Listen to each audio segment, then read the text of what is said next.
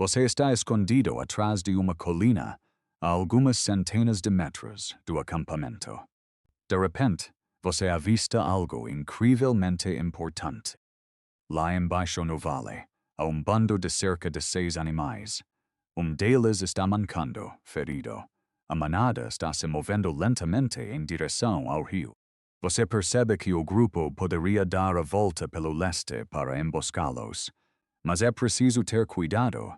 Você acabou de ver pegadas frescas de tigre dente de sabre por perto. Agora, você precisa correr de volta ao acampamento e explicar toda essa situação, junto com plano de ação para o resto do seu grupo. Há apenas único problema. No seu mundo, a frase ainda não foi inventada. Você não tem uma única palavra para expressar 6, ferido, rio, leste, amanhã ou cuidado. Então, como os nossos ancestrais comunicavam informações complexas, coordenavam caçadas, ensinavam habilidades e alertavam sobre perigos, antes de terem as palavras para dizer o que queriam. Geralmente imaginamos o mundo antes da linguagem como mundo silencioso, ou pior, mundo de criaturas brutais que só sabiam bater no peito e fazer grunhidos sem sentido. A verdade é, antes da linguagem, os humanos provavelmente não se comunicavam menos. Eles simplesmente se comunicavam com o corpo inteiro. Não houve dia específico em que humano pré-histórico de repente inventou a primeira palavra. E bum, a linguagem nasceu. A linguagem não foi uma invenção repentina. Foi o resultado de sistema de comunicação massivo e multimodal que já existia muito antes. Sistema que combinava perfeitamente sons emocionais, contato visual, gestos com as mãos, postura corporal e o ambiente ao redor. O sistema de comunicação mais antigo que herdamos dos nossos ancestrais primatas é a emoção. Grito estridente, rugido furioso, uma explosão de riso ou chamado urgente. A vantagem da emoção é que ela se espalha incrivelmente rápido. Ela transmite medo, alarma ou amizade instantaneamente, sem precisar ser ensinada. Mas a emoção tem uma limitação gigantesca. Grito pode dizer a todo o grupo, perigo, mas não pode dizer a eles qual é o perigo, onde ele está, quantos são e para que lado devemos correr. A emoção podia fazer o grupo se mover, mas não podia dizer ao grupo para onde se mover. E foi aí que o olhar e o gesto entraram em cena para transformar o mundo em ponteiro direcional. Antes que você possa nomear objeto, você precisa fazer outra pessoa vê-lo. Imagine que você está olhando fixamente para arbusto.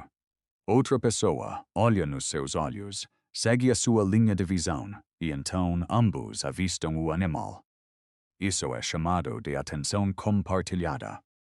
Apontar a mão para algo não significa apenas o animal está ali. Carrega significado muito mais profundo e complexo. Eu quero que você preste atenção naquilo em que eu estou prestando atenção. É uma conexão entre duas mentes, não apenas o controle de corpo. Mas e se o animal não estiver bem na sua frente para você apontar? Neste ponto, o corpo se torna uma tela. Você quer descrever a fera? Você levanta as duas mãos até a cabeça para fazer chifres. Você se curva para mostrar o seu tamanho enorme. Você imita andar manco e bate levemente no pescoço para simular uma ferida. Gestos podem direcionar. Venha aqui. Olá. Gestos podem controlar. Me dê isso. Fique quieto. Gestos podem recriar. Fazer mímica de jogar uma lança ou imitar a postura de predador. Som podia atrair a atenção, mas gesto podia começar a moldar uma imagem dentro da imaginação de outra pessoa. No entanto, os gestos têm falhas fatais.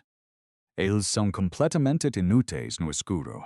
Eles falham se arbusto estiver bloqueando a visão. são ineficazes se a outra pessoa estiver de costas para você. E você não pode usar sinais com as mãos se ambas estiverem ocupadas carregando pedaço pesado de carne. É aí que o som mostra o seu poder. O som corta a escuridão, desvia de obstáculos, viaja longas distâncias e funciona perfeitamente mesmo quando as suas mãos estão cheias. Portanto, o sistema de comunicação pré-linguística mais eficaz não era apenas mãos ou apenas vozes. Era uma combinação. As mãos eram usadas para mostrar imagens, enquanto a voz era usada para alcançar mais longe. Combinados, eles faziam muito mais do que qualquer poderia fazer sozinho. Então, como você transmite algo tão complexo quanto as habilidades de fazer ferramentas? Você não podia dizer: segura o núcleo de pedra em ângulo de 45 graus e bata na borda externa. Em vez de explicar com palavras, eles usavam a imitação. Especialista diminuiria a velocidade dos seus movimentos e viraria o corpo para que o aprendiz tivesse uma visão melhor. Ele poderia guiar a mão do aprendiz para mostrar a força de batida correta. Ele reagiria como som de errado ou certo quando o aluno tentasse golpear. O ensino inicial provavelmente não começou com uma explicação verbal. Começou quando especialista mudou o seu comportamento para que iniciante pudesse entender. Com o tempo, essas imitações começaram a evoluir. No primeiro dia, você tem que usar o corpo inteiro para imitar a fera para que os outros entendam. No dia seguinte, você repete essa ação. Outros membros começam a copiar o gesto. Eventualmente, o gesto não precisa mais se parecer exatamente com o animal. Apenas, curvando 2 dedos, o grupo inteiro sabe instantaneamente que você está falando sobre a fera com chifres. Isso foi salto gigantesco. Passar da imitação para a convenção. Gesto mímico tem significado porque se parece com uma coisa real.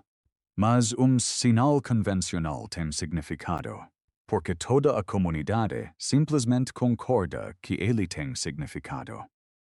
Gesto se torna mais poderoso quando não precisa mais explicar a si mesmo. Além dos gestos, os humanos antigos tinham outro sistema de comunicação incrivelmente mágico, o ritmo.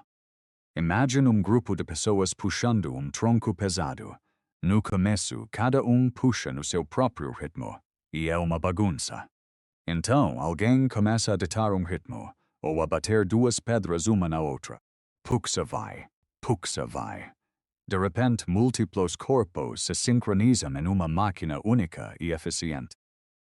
O ritmo não precisa descrever o trabalho. O ritmo ajuda a fundir múltiplos corpos em uma ação compartilhada. Essa coordenação rítmica pode muito bem ser a ponte entre os chamados selvagens e caóticos. E a troca de turnos educada que usamos nas nossas conversas modernas hoje. No entanto, todos os sons e gestos compartilham uma fraqueza comum e inegável. Eles desaparecem no segundo em que o emissor para de fazê-los. Se você sair do acampamento antes dos outros acordarem, como você deixa uma mensagem? Você não pode, mas você pode pegar objetos emprestados para agir como linguagem. Você empilha algumas pedras em uma bifurcação no caminho para marcar uma curva. Você deita uma lança quebrada apontando para o rio. Você pisa intencionalmente forte para deixar uma pegada funda na lama. Som vai se dissolver no ar, mas uma marca física pode esperar pacientemente. Agora vamos reconstruir aquela caçada do início do vídeo, mas usando este sistema de comunicação pré-linguística. O batedor corre de volta para o acampamento. Ele não grita, com medo de espantar a presa. Ele dá tapinha no ombro de caçador, olha fixamente para o vale e faz a forma de chifre com as mãos. Ele levanta os dedos para mostrar a quantidade, e então arrasta levemente uma perna. O grupo não precisa de palavras. Eles entendem. Bando de feras com chifres lá embaixo no vale, e uma está ferida. Para formular plano, o batedor pega pedrinhas e as coloca na terra para representar a manada. Ele desenha uma longa linha na poeira para o rio. Ele coloca uma pedra grande para a colina. Ele cria mapa temporário. Usando as mãos, ele aponta 2 pessoas para flanquear pela esquerda, 2 para flanquear pela direita. Ele abaixa a mão espalmada. Fiquem abaixados. E levanta dedo aos lábios. Silêncio. Nenhum discurso é feito, mas a informação flui suavemente pelo grupo, dos olhos para as mãos, das mãos para os objetos, e dos objetos direto para a ação. No entanto, este sistema eventualmente esbarra em uma parede de tijolos. Os gestos funcionam perfeitamente quando a fera está bem na sua frente, ou o evento acabou de acontecer. Mas como você usa gesto para dizer? A manada esteve aqui na temporada passada, mas não voltará na próxima temporada. Ou como você descreve uma criatura imaginária que nunca existiu? Gesto pode mostrar a você o que está acontecendo, mas apenas a verdadeira linguagem pode descrever o que não está presente. E esse foi o maior salto na evolução da linguagem. Não se tratava de criar mais palavras. Tratava-se de libertar o significado das restrições de espaço e tempo presentes. Quando sinais isolados começaram a ser unidos por regras como fera plus ali, plus muitos, plus perigo, começamos a ver as primeiríssimas peças do quebra-cabeça da gramática. Muitas pessoas se perguntam: os nossos primos, os neandertais, sabiam falar? Nós sabemos que eles criaram ferramentas de pedra incrivelmente complexas. Eles usavam pigmentos. A anatomia dos ossos da garganta deles é muito semelhante à nossa, e eles carregavam variantes genéticas relacionadas à linguagem. Eles certamente não eram bestas silenciosas. Podem ter tido sistemas altamente sofisticados de comunicação vocal e gestual. Mas a arqueologia não pode gravar uma conversa. Nós nunca saberemos como o vocabulário ou a gramática deles realmente soava. Muitas vezes pensamos que a linguagem é o que separa os humanos do resto do mundo. Mas vamos olhar para nós mesmos em uma conversa moderna. Quando conversamos, o nosso tom sobe e desce com a emoção. Os nossos olhos se fixam.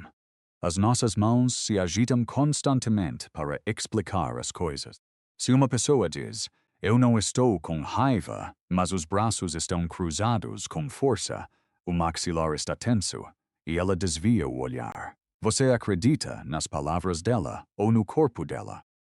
A linguagem nunca substituiu aquele antigo sistema de comunicação. A linguagem foi simplesmente construída em cima dele. Antes da linguagem, os nossos ancestrais não estavam presos dentro de mentes silenciosas. Eles apontavam, imitavam, chamavam, tocavam uns aos outros, demonstravam, arrumavam objetos e observavam-se atentamente. O significado existia muito antes das palavras faladas. É que, naquela época, ele estava fortemente ligado ao corpo que o criava. Antes que os humanos pudessem colocar pensamentos em palavras, eles tiveram que colocar esses pensamentos para fora, no mundo. E a primeiríssima linguagem da humanidade provavelmente não começou como uma palavra falada. Começou naquele exato momento, quando 2 humanos perceberam que exatamente o mesmo gesto de mão poderia carregar exatamente a mesma ideia através do ar silencioso para dentro de 2 mentes diferentes.